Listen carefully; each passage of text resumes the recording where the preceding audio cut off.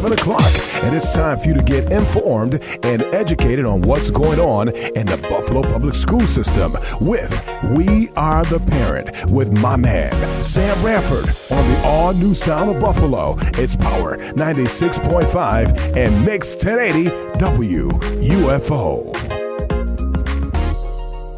So I love my theme song. Yo, D!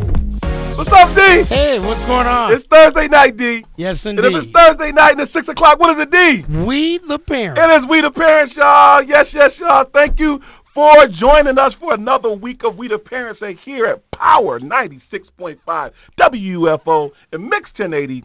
Listen, we are excited about the fact that we get to share with you every week about what is going on with the future of our community, what is going on with our children, what is going on with our students, what is going on with our school. Education has become the passport that has led to the empowerment of our community on so many levels, and so we don't want to leave that to chance. We want to make sure that we have a vision and a plan for the actualization of the full potential of every one of our children. So we asking you parents to join us every week, Thursdays, 6 p.m. to talk about what we're doing for our children, to talk about what's going on with our what's going on in our school, and to make sure we're advocating to meet the needs of all of our children. Let me just say, just in case we haven't said this for a while, and I want to just kind of reiterate this. There is something special going on in Buffalo, all right? And because there's something special going on in Buffalo, we want to make sure all the parents can take advantage of it. If you live in Buffalo and you go to Buffalo public or charter schools, your children have a scholarship to college already. Everybody that graduates gets a scholarship to college through the Say Yes Education Scholarship. So we want to make sure we take full advantage of the opportunity. We want to make sure every one of our children are eligible and receive that scholarship and be able to get a chance to be able to go on to post-secondary education and master a craft and come out and become a contributing member to society. That's what we committed to here at We the Parents, and we're glad that you joined us as we had this discussion. This show is a call-in show. So if what you're doing right now, we want you to join our conversation. We want you to call us at 837-1112, 837-1112 to make sure to join this discussion. I am joined here with my usual cast. I have my co-host with me. Who do we have over there today? What's up, man? What's up, everybody?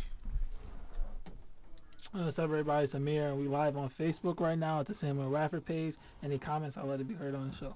All right, so don't hesitate to join in with the comments. We got a new guest here with us today. We got Noah in the house. What's up, Noah? You doing good, Noah?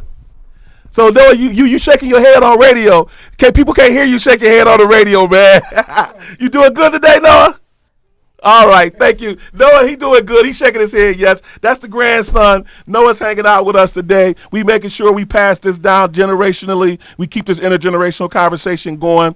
But again, everybody, if you want to join, we got a few things we want to talk about. If you want to join this, call us at 837-1112, 837-1112. And D, we got a caller calling in to talk about a specific issue. So Dina Washington, when she called, to let me know that she's on the phone. All right, so listen up, everybody. There are 4 things we want to talk about in today's show, right? Let me just kind of tell you what we're going to talk about in the second half of the show. So in case you want to call in or you want to know people who want to discuss it, you can kind of get ready to call in. We're not going to talk about this in the first half of the show, but we want to lift this up in the second half of the show. Everybody will remember that last Thursday we talked about the situation that took place with the Buffalo Public Schools soccer program. If everybody remembers last Thursday, we had Gwen Howard in here, and she talked about the fact that Buffalo Public Schools is there 70. She said there are 76 school districts in West New York who participate in soccer. Of the 76, 75 of them participated this year. Only one of them didn't participate. The only one that didn't participate was Buffalo Public Schools. And Buffalo Public Schools, according to her, decided at the last minute to not participate. In other words, Section 6 made it to where anybody who wanted to participate could participate. It was up to the local school district.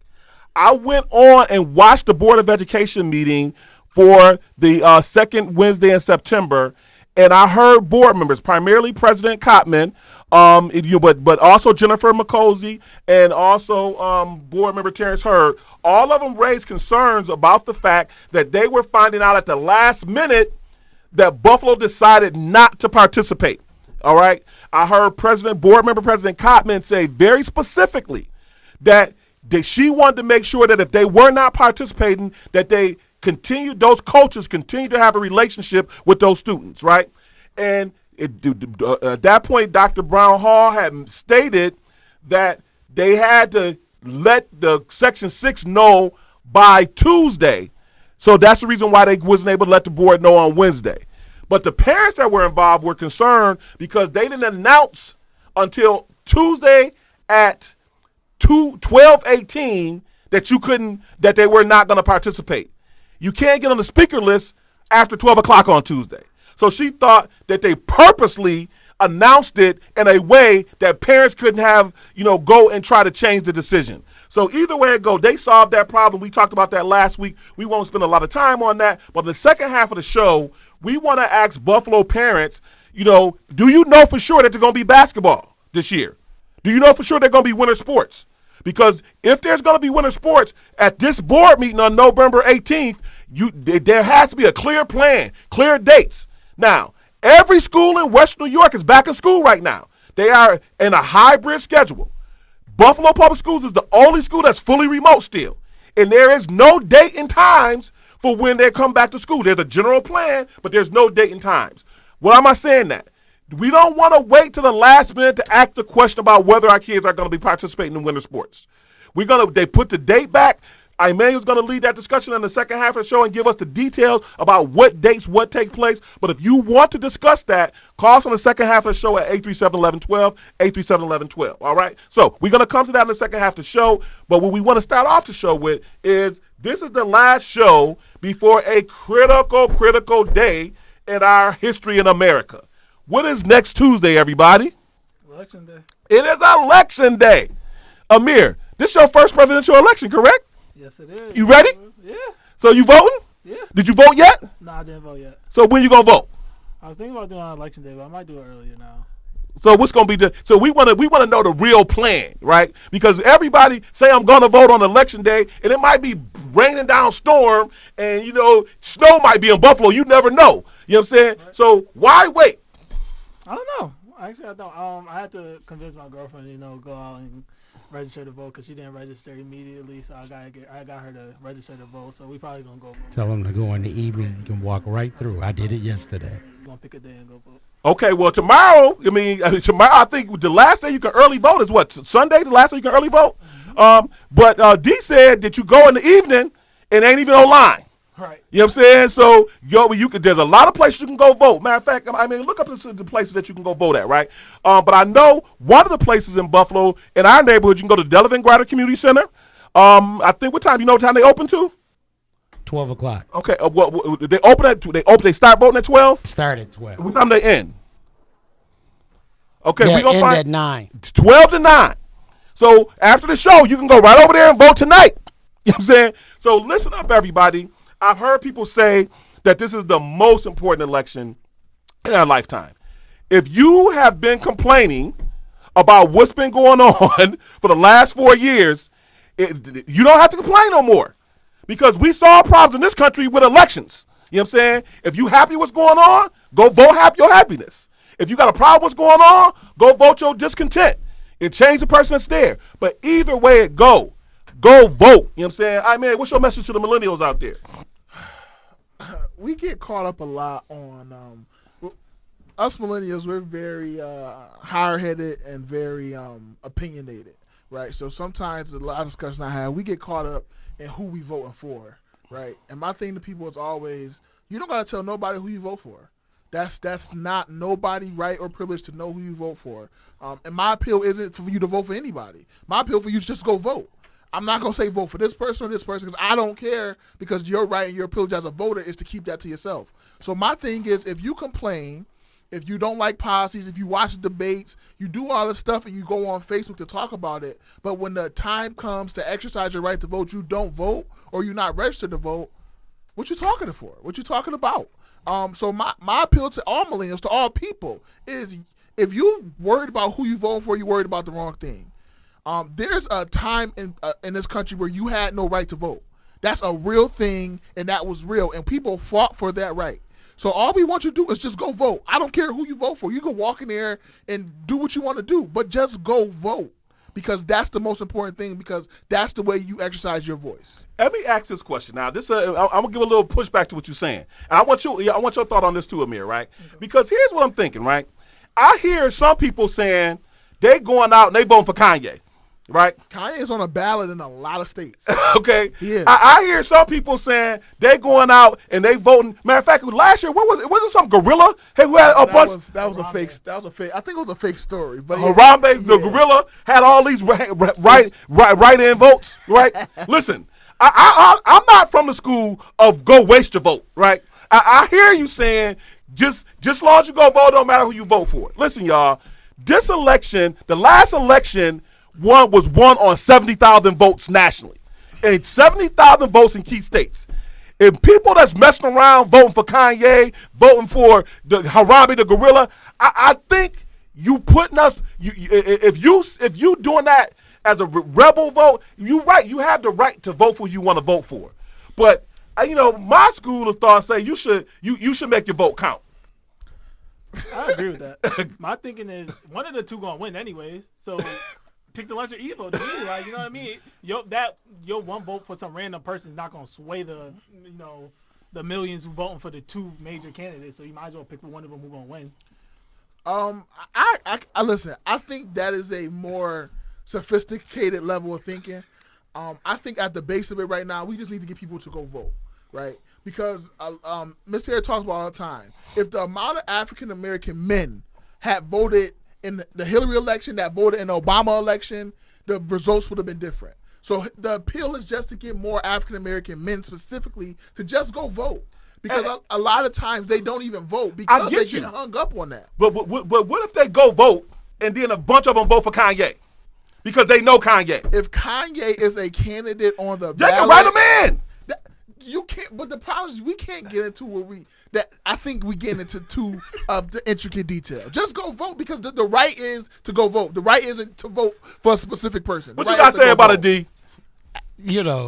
I'm like you. Don't waste your vote. I mean, make it count for sure. But what I'm more concerned about, let's just say who loses. Right. Okay? Mm-hmm. Let's just say he loses. Okay? He can do a lot of damage from this time till January 20th. Listen. I mean, and they might try to do damage just out of spite. I had a guy coming to me in my office today, and the only reason why it resonated with me because I heard other people talking about it, right? A guy came to me in my office today, and he was there for something else, but he talked about the fact, he said, are you concerned about what's going to happen on Election Day? I'm like, concerned how? He said, I'm hearing, that, either way it go, a Trump win or a Biden win, either way it go, there's going to be a major issue in this country on Election Day. Yeah. Go. A lot of people, and I listen to a lot of different podcasts. One of the podcasts I listen to, he made the point that he think this specific election day, everybody should have a day off, right? He makes that point because he said this election is so critical and both sides are so volatile that he don't think people should be out the house unless they're voting, then they should go back home. Right? He said because both sides are putting out propaganda that if the other side wins, it's going to be an issue. So those videos are flooding Twitter, right? So his point was, on Election Day, vote and go home because you don't know how this thing is going to play out. You know what? I'm not on those Twitter channels and social media like that, so I hadn't heard this, but I have heard from individual people. I got a good friend of mine whose daughter is taking him out of the city. She don't want him in the city on Election Day. Yeah. She just don't feel safe. And he was like, he said, technically, I feel safer in the city. He said, that's where I feel safer at. Where she want me to go at, I don't know if I'm that comfortable, but nonetheless, she is convinced, based on what she hearing in the chatter, based on what she hearing in social media, that we need to be safe, because some people gonna be upset no matter what's gonna happen on Election Day. I don't know about none of that. All right? Well, I keep hearing the same thing, but I just don't want to wake up feeling like I did before. I mean, I went to sleep because I just said, okay, Hillary got this thing. And I woke up in the morning, and what was the funniest part, did you look at all the reporters the next day? I didn't really. I was too much in shock. I looked at the reporters, like, I mean, that morning, like Good Morning America and I went through it, and they all looked like, well, he won. And I mean, everybody was in depression. Hey, listen, it clearly was not what nobody was expecting. But you know what the real shock was the polls. The fact that the polls can be that wrong. Matter of fact, I heard a pundit talking about this yesterday. He said, listen, I'm an election aficionado. He managed Obama's campaign. He said, I know elections. He said, trust me, y'all, there's no way possible, based on the vote that's been already cast, that Trump can win. He said, it's 2-1 Biden already. He said, I understand y'all paranoid because of what happened last night. He said, mathematically, he would have to have a day where he got almost all the votes on election day to win. And everybody in the room was like, we don't believe you. because one of the bigger issues that people are talking about, I do a political show, so I hear one of the things they're talking about is the fact that Trump got this Supreme Court nominee in, that's his failsafe because of all the write-in ballots, because of the unusual election. That's why Trump pushed her in so quick. Right. And so everybody is so worried about it can't be close. So they worried about the election being stolen. Yes, because the decision is, if it's close, Trump gonna fight it. And now, if it's a landslide victory, it's harder to fight it in the court of public opinion. But if it's even debatable, that's where the fear comes in. That's true. He can push this up into the Supreme Court. Y'all wasn't alive. Y'all was alive, but y'all was little. You wasn't alive, Amir. I was there in 2000 when we waited a month almost after election, and they was counting hanging chads in Florida. Right. You know what I'm saying? Right. And it came down to a Supreme Court decision. And the interesting thing about it, Amy Coney Barrett and the other Supreme Court justice, they were two of the people on that same board in Florida that was a part of that the whole scandal with the George Bush Al Gore thing. They were a part of it. I didn't know that. Yes, they were a part of it. So now they're on the Supreme Court where they can again 20 years later play a same pivotal role in the decision. So it can't be close. You gonna say something, D? Well, I mean, he's dead right. I mean, the thing is that a lot of people, when I keep hearing everybody screaming about the electoral votes, and basically, if you notice what he did was, he basically campaigned hard where you have a lot of electoral votes. That's the biggest part of his campaign, and that's the part you got to watch. Yeah, actually, I was listening to people saying that he's playing for it to be close. He actually went to Omaha, Nebraska, who only got 2 electoral votes, and he went to some place in Maine that only got 2 electoral votes because he only can win if it's close. That's it. And he got to win those 2 may be the difference maker for him at the Supreme Court, right? Exactly. So, but the guy that was on yesterday, he was saying that mathematically it's impossible. He said all those people, he said, I don't know what y'all looking at. He said all those people who got the polls wrong last time are so paranoid that they got the polls wrong that they ain't taking that kind of error. He said those polls ain't that far off, right? Now, I don't know. I'm not on either side of it. You know what I'm saying? As far as I'm concerned, I don't care whoever win, you know what I'm saying, God is still in charge, and we gotta live our life no matter what. We can't get preoccupied with, living our life based on who win or lose an election, right? But, I'm supporting somebody. I'm voting for somebody. I hope the person I'm supporting and I'm voting for a win. But it ain't the beginning and end of the world if they don't. Yeah, and also I want to say that even all stuff, don't live your life in fear. Don't let people threaten on Twitter that if somebody win or lose, scare you from going to vote or going out. Don't live your life in fear because it ain't nothing they could do under the sun that's going to hurt you that bad. Don't live your life in fear. It's okay. It's okay. All right. So, encouraging everybody. Last word. Amir, you encourage your group. My group is around your first time voting for a presidential election. I know, a lot of people I went to school with when we was in high school, we was like, yo, we can't wait to vote. I can't wait till I get the right to vote. We was watching this election saying like, man, I would have voted for who I wanted to vote for and stuff like that. I can't believe this person won. So right now you got this the chance to actually vote, make a change, go do it. Stop talking about it. It's time to go do it.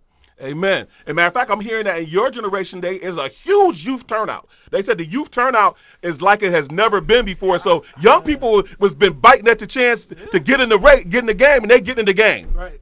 All right. I used to talk about that with my friends a lot. Like people really want to go out and vote. We were still young, obviously, but like, I mean, I feel like my generation really do want to make a difference. So I mean, it's the time to do it now. All right, no excuses. What about you? What about the millennials over there, Emmanuel? Yo, just go vote. We are at the place now where it's starting to transition to where our generation has to start taking the lead on some things. We have to be the change we want to see. So obviously I'm supporting somebody too, and I want that person to win. But the most important thing I'm doing on Tuesday is just going to exercise my right to vote. Don't be the person who talks all this stuff on social media, but don't vote. A lot of athletes have even came out. Bradley Beal, to be specific, and said, "This is my first time voting in an election," because he wanted to stop being hypocritical. Wow. So the leaders in our community are saying we're going to vote. So don't be that person. Get up and just go exercise your right to vote. Yeah, I saw Chris Paul was doing a nice thing. He was like leading a whole group of people. Yeah. I mean, there's a lot of people, are NBA people, NFL people are stepping up, and they really doing their thing. So I mean, a big shout out to all those folks who are really stepping up and taking leader. Here's my last pitch for the vote, everybody. I heard somebody on the radio the other day say that they gave us the right to vote, and we should make sure we take advantage of this opportunity, right? Because they gave us the right to vote. And I want to make sure that young people hear this. You know what I'm saying? Ain't nobody give us the right to vote. I mean, if they had their choice, we would not be voting right now. Absolutely, you know what I'm saying? not. It was nobody giving that up. You know what I'm saying? The reason why they didn't give us the right to vote from the jump is because us voting can affect what goes on. We had to fight and die for the right to vote. Understand that, everybody. Nobody gave that away. They didn't say, hey, y'all need the right to vote here. We want to make sure y'all are fully enfranchised and y'all have the right to vote to be fair. No, that's not what happened. People tried to deny us the right to vote. People organized, fought, and died for the right to vote. The last thing we should afford to do is give up that territory. We fought for that territory. People put their life on the line for that territory. We must defend that victory. We won the right to vote. As we speak, it's people trying to take it from us. Absolutely. You know what I'm saying? And we cannot sit by passively because we got some kind of intellectual argument on why we shouldn't vote. You know what I'm saying? Our community, part of the way we was able to change some of the things that are going on is through our right to vote.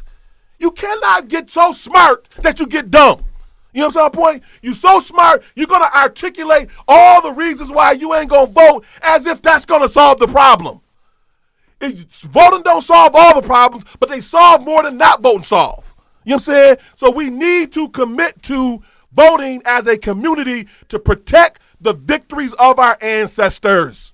That's my last pitch, everybody. I'm going to vote tomorrow. I'm encouraging everybody to go out and vote. Either way it go, next Thursday, we're going to be talking about what world we live in. You know something?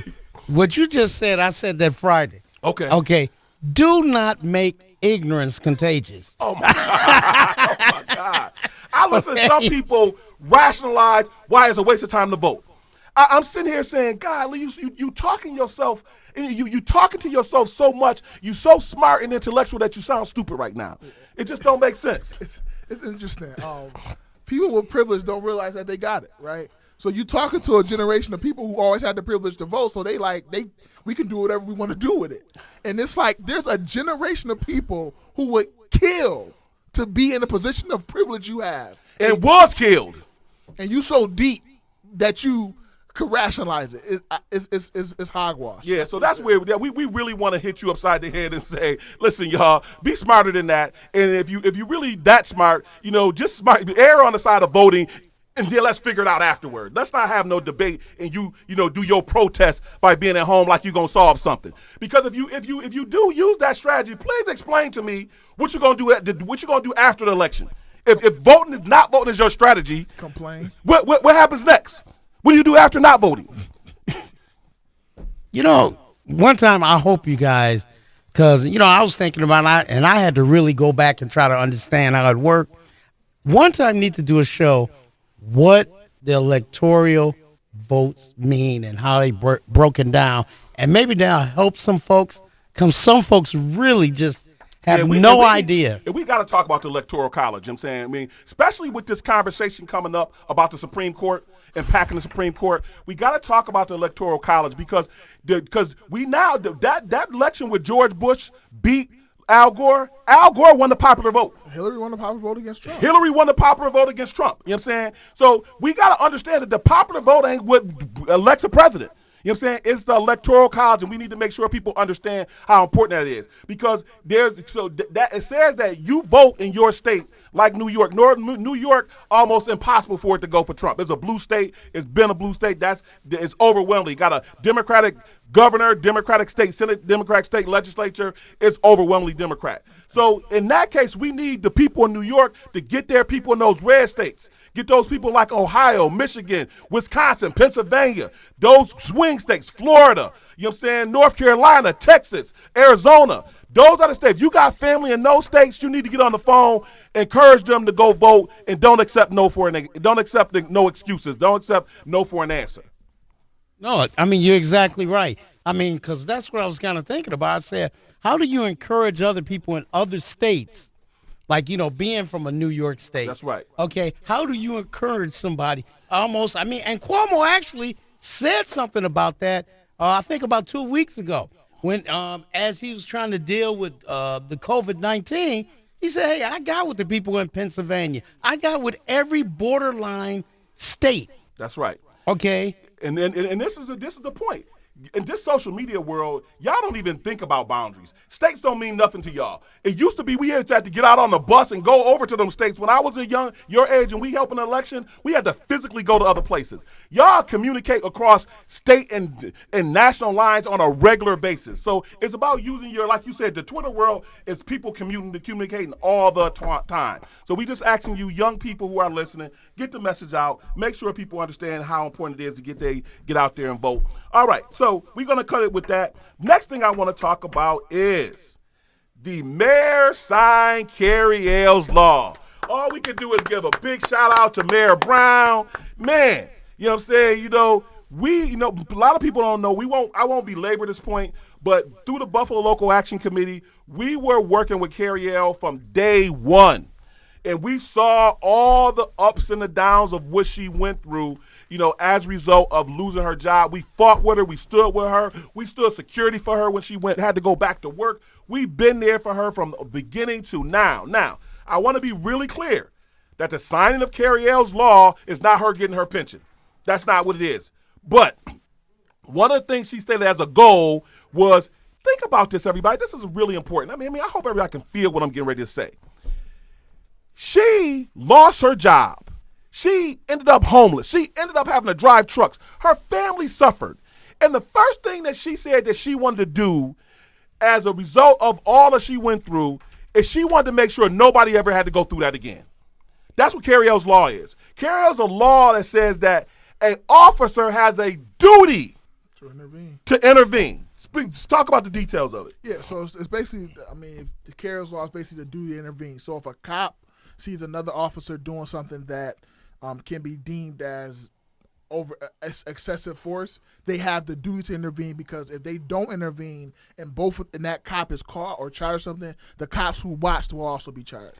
And not only do they have a duty to intervene, they are protected when they intervene. See, so she's saying, I don't want what happened to me because somebody do the right thing, because somebody saved somebody's life. I don't want them ever to go through what I went through. So she fought instead of focusing all her attention and let her. If she was here to tell you, she would tell you the truth. I told her, Carrie Ells, all that stuff is important, but right now you need to focus on your family. You need to focus on getting your pension. That's where we got to fight with. We got to make sure you get made whole. She said yes, but I also want to make sure this never happened to nobody else. And so she spent as much time fighting for the future as she did for fighting for, what's going on with her and her getting her just due in terms of her pension.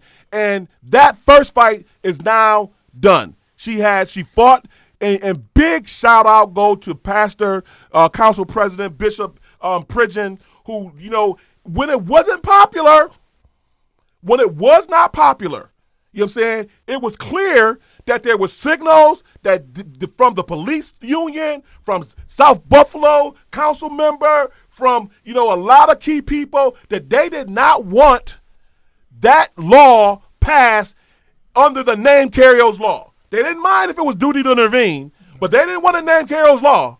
And Pastor Bishop Pridgen, Council President Pridgen, he went forward and did the right thing. He explained it beautifully. He said, I don't represent just my interests. I represent the interest of the people who elected me. The people who elected me wanted name Carrier's law. I'm good. I'm giving them what they want, and he did it when it wasn't popular to do, and boom, here we are. The mayor didn't sign it right away. You know what I'm saying? The mayor had a public hearing, and then he signed it. So all I can say is all's well that ends well. Absolutely. So at the end of the day, the mayor signed it. It's a law. People are protected. That part of the goal is achieved. Now onward to getting her pension. But I saw the law. I read the full legal brief on her getting her pension. She got some serious lawyers right now. Used to be President Obama's lawyer. She got some Harvard lawyers. She got some serious lawyers out there, and they have filed for her to be reinstated to the police department, to her to get her job back. Because in retrospect, we know she did the right thing. And their argument is tight. They said, based on what we saw with George Floyd, we do not want to encourage police officers to sit on the side while somebody is potentially being killed. And so based on that, she should be giving her job back. And if she's giving her job back, that would make her get paid retroactive all the way to 2008. That would go back. This happened in 2006. She was fired in 2008. And that would go back 12 years. And that would give her back pay. Plus, it will give her her pension. You know what I'm saying? Punitive. And damages as well. Now, if anybody deserves them, she deserves them because she paid a heck of a price. Her family paid a heck of a price. So big up to Carrier Law. Big up to the mayor. Thank you again for your leadership on that, Bishop Pridgeon, council president, because that's what it's really about. You know what I'm saying? So those are the first issues that we wanted to kind of just talk about. We're going to switch gears right now and get into a conversation about the digital divide. You know what I'm saying? Mary, why don't you share with a little bit with everybody about what we found out this week as it relates to the digital divide, and then I'll jump in. All right. So since because Buffalo Public Schools right now is operating strictly remote. I say Damn, your girl's still gonna call. Internet right now. Yeah, internet right now is at a huge premium. We all need it. Everybody need it, right? And so we got a call this week with a concerned parent saying that the hotspots that were being given out weren't sufficient for children, for households with children over 3 or 4 people, right? So households will have 4 or 5 children, and the hotspot wasn't sufficient. So we did some research and we did some digging, and we came up with some actual answers to that problem that the district has provided, right? But the important thing to know, parents out there, is that if your Wi-Fi is not good, you have to call and ask for that help, right? Don't be satisfied with bad Wi-Fi because that affects the child's education immediately. If the video is pixelated, if it's slowing down and it's choppy, all those things affect education, and all those things are affected by Wi-Fi. If your Wi-Fi isn't strong enough, your video and it will be affected. So just know that. And I think the important point is that, sometimes we just accept, right, things being less than quality. Mm-hmm. And so because you not sitting there in front of the computer, parents, your child is sitting there and it's buffering, it's going in and out, you may not feel a sense of urgency to correct that problem.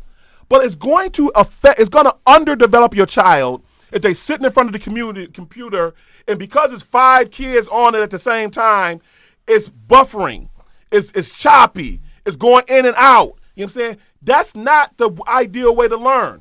You want it to be, especially because everybody is learning on video, right, whether it's synchronous or asynchronous, whether it's live teaching or whether it's watching a video after the fact. Everybody is watching on video, and you need a lot of data to play a video. So if you got more than 3 people on the line at one time, it's affecting the quality of that video.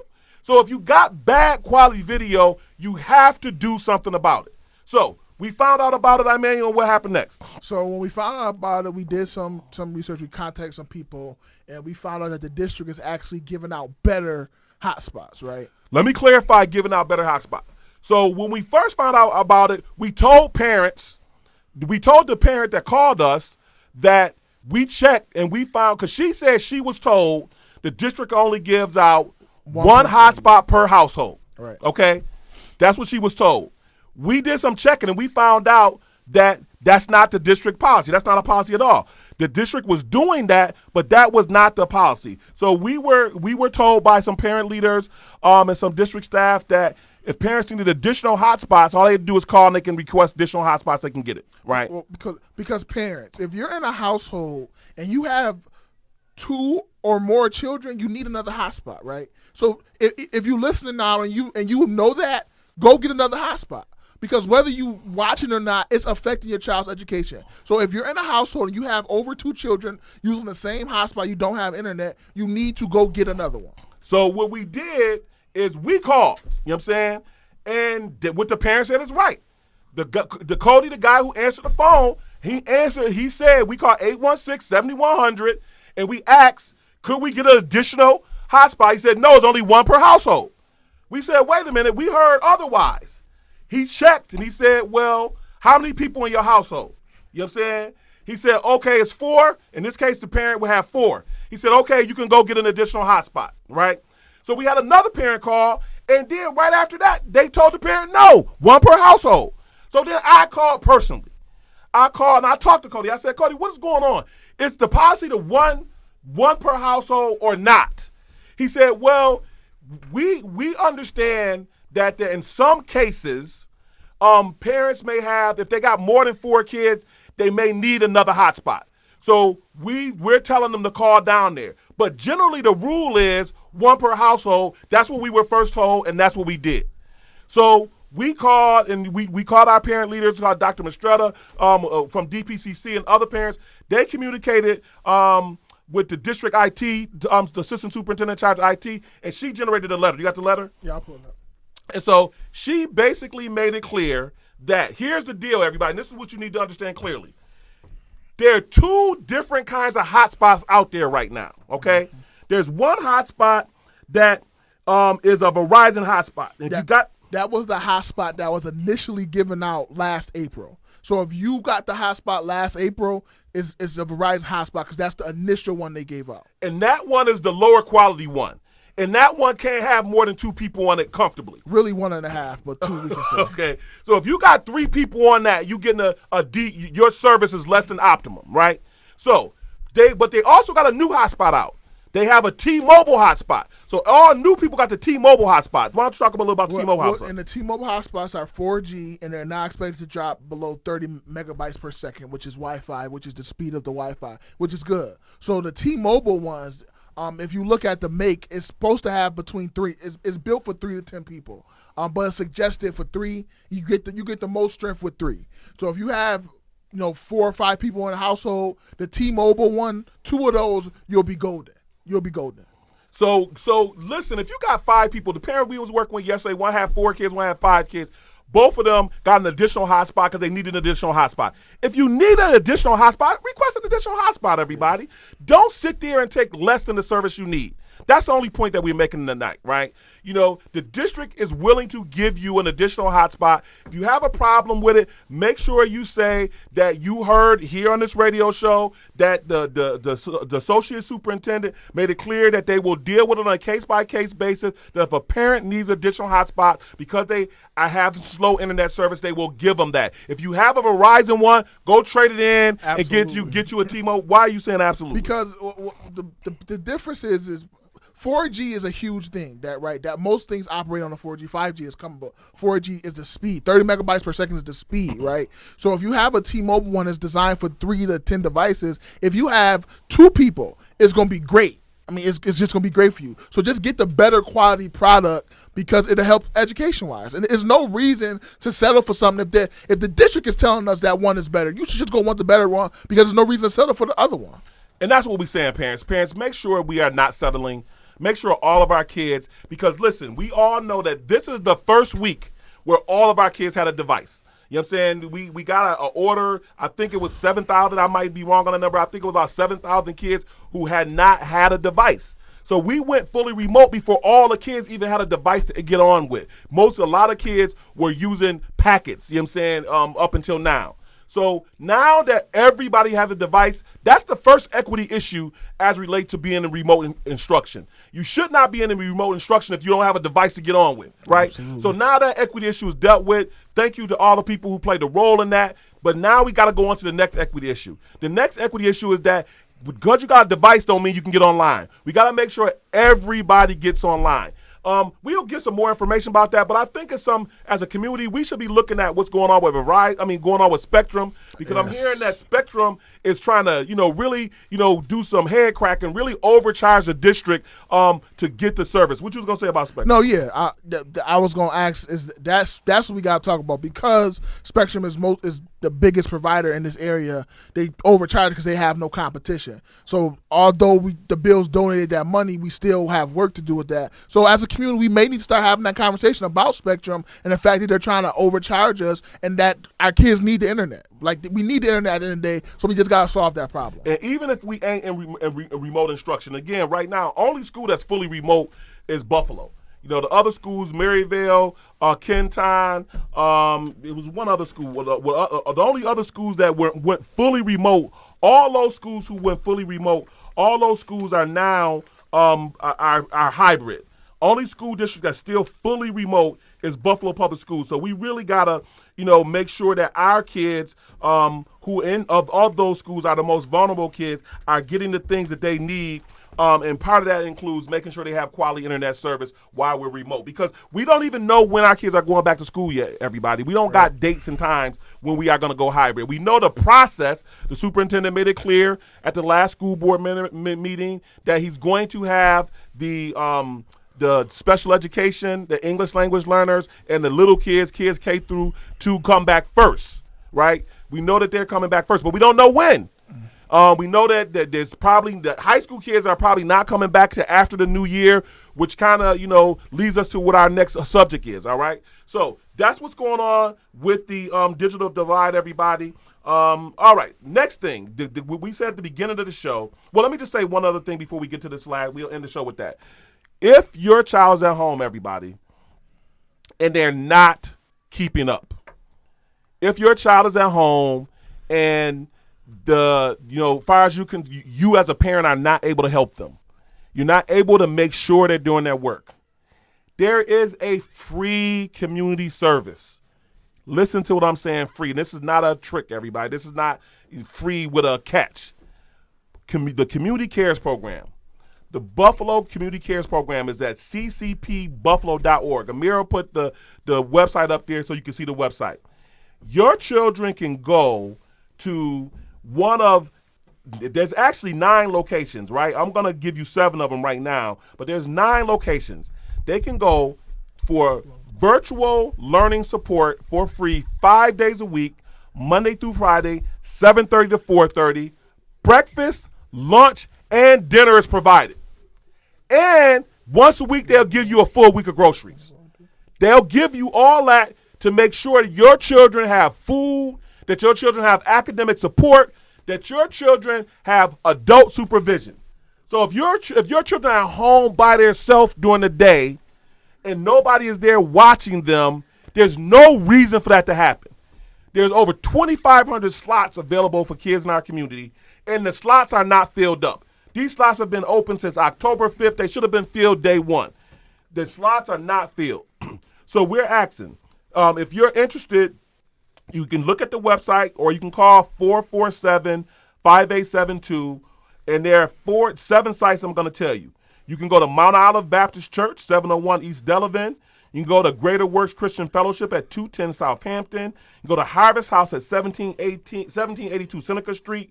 You can go to Good Samaritan Church of God in Christ at 261 Cleveland Drive. You can go to Prince of Peace Christian Church at 190 Albany Street. You can go to Northgate Christian Community at 410 East Street, or you can go to my good friend Breck, Reverend Pastor Breck over there at Renovation Church at 567 Hurdle Avenue, everybody.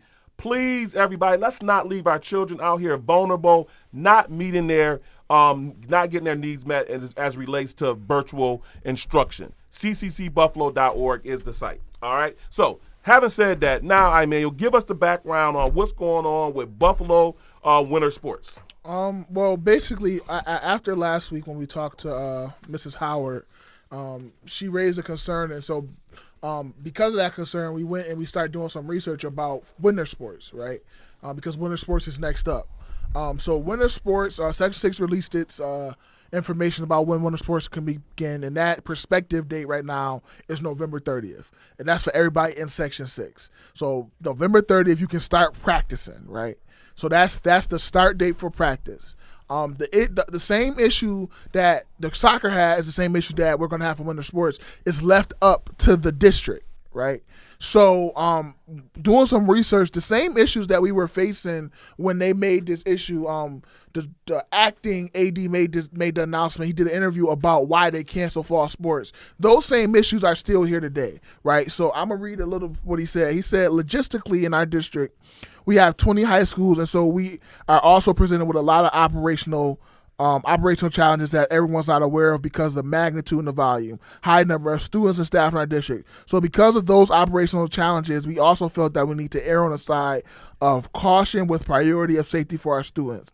Also, he said, with having our students 100% working remote academically, it was a big decision that was a big decision maker in the process, along with consulting the public health officials in our BPS advisory council, our school board, and all of our students, athletes, parents, administrators, teachers, and coaches throughout the district with a collaborative decision based on science and data, making sure that we're making the best decision for our students and staff here in Buffalo Public Schools. So those same things that were an issue for fall sports are still here. Buffalo Public Schools are still 100% remote. And we still have to figure out whether the school district is going to decide to go forward with winter sports or not. So now we're asking, are they or are they not? And as you can see, the acting AD said this is a collaborative process. So we're asking, is this really a collaborative process? Who is he collaborating with? That's the question. Because when we found out from Ms. Howard last week, is that they didn't find out that they were not going to, Buffalo Public Schools was going to be the only school district that did not participate in the Section 6 soccer league until the day before, right? You know what I'm saying? So they found out on Tuesday that they were not going to participate that date on Wednesday. So here it is. The next school board meeting is November 18th.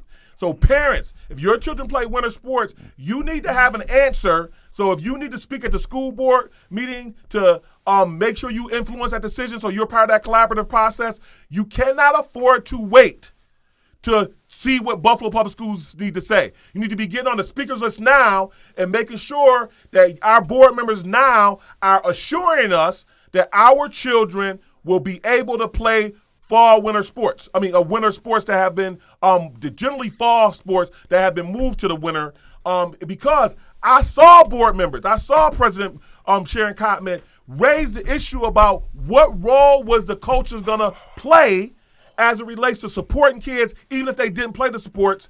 And the school, they said coaches told them they were told not to contact the students, when in fact, the district is saying they never said that. So we can't afford to have everybody pointing their finger at each other. And at the end of the process, our children be the only children.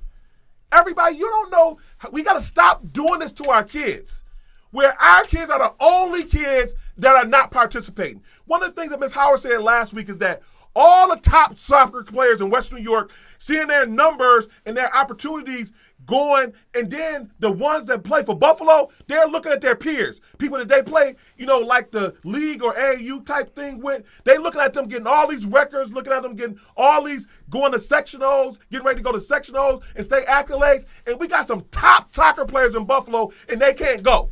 They can't go to the sectionals. They can't get no records. They can't get no acknowledgement because we're the only ones who didn't do it, and we did not give parents what they thought was a satisfactory answer. So parents organized their own soccer league and went forward and did it.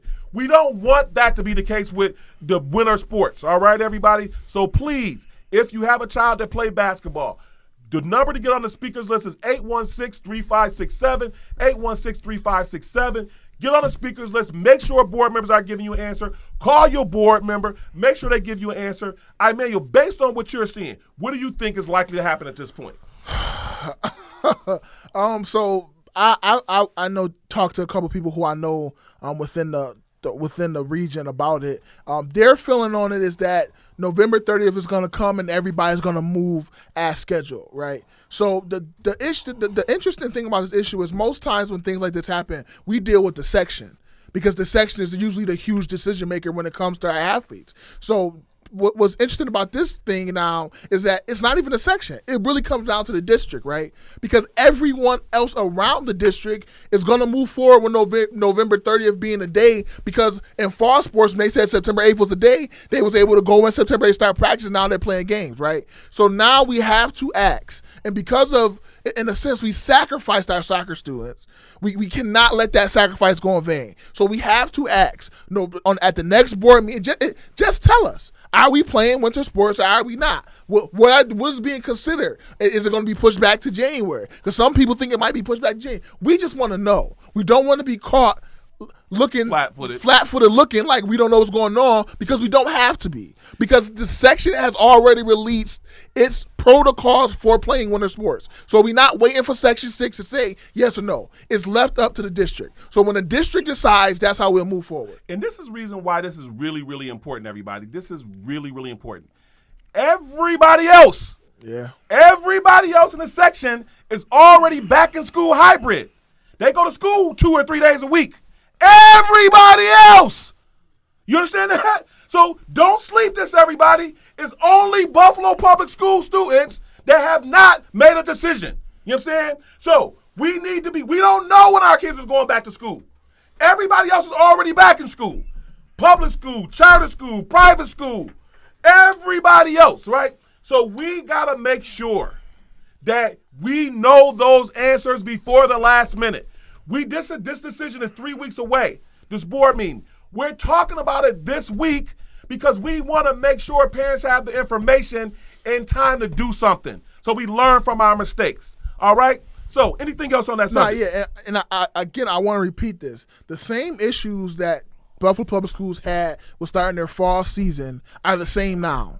So we know that. We know what acting AD said, that would be 100% remote. We know all the factors they thought about that went into it, and nothing's different as of today. So because of the information we know now, we have to be proactive in this approach about winter sports, because we do not want to lose another season. We already lost all the fall sports, and luckily those parents were able to organize and help those kids out, but they sacrificed something. We do not want to get to winter sports and have them sacrificing again. So we have the information. We have to be proactive about this. Okay, and I want to make one more statement on this, and then we're going to end the show by going to some of the comments that's been made. I see there's some good comments that was made as relates to some earlier things we talked about. So we'll, Amir, bring up those comments, and let's just kind of give a shout out to those people who made a comment, and then let's share what they shared, and then if there's something we'll respond to it. What I want to say, just as a last point to go with that, is that first of all, I want to remind everybody that we got the health science charter issue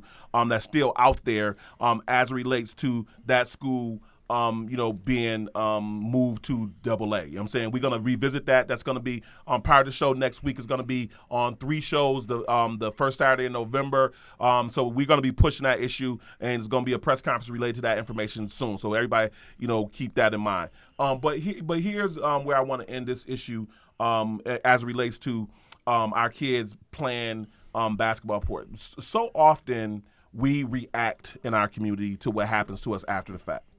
What we want to do is be proactive in this case.